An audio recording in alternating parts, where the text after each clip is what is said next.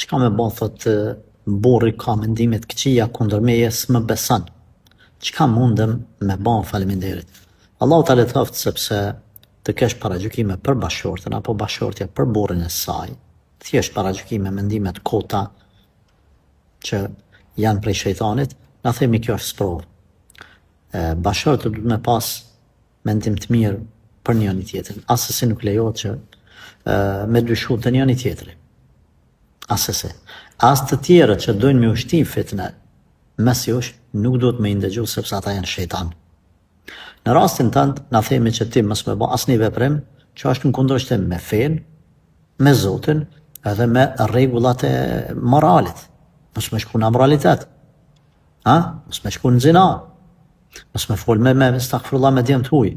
Tash, ai mos me pas ku më rok, ku më kapte ti. E nësa i vetëm thjesht se ka fillu psiqikisht me lujt, edhe të gjun, shpifje, ti s'ki qa mi ba. Se ti si e polis me ja bloku trunin, ose me ja lidh durt ati që mos me ndo kështu, ose mos fal ashtu. E rëndësish për ti mu kone pastër. Kur ta mrin që të pikën, që ti je në ndërgjegjen tonë e pastër para Zotit, edhe nuk tanin edhe këtë dojmaj me fol kundër te, ti je pastër. Atër kalojmë të opcioni tjetër, që ti sa ma pak mi dhon ati arsye, mundësi për me dyshuaj. Tjetra pasaj me bodua, që Allahu Zogjel me përmirësu gjendjen e ti mentale, sepse kjo është një lloj smundje psikologjike. E në fund, Zotit një moft. Allahu ta letoft.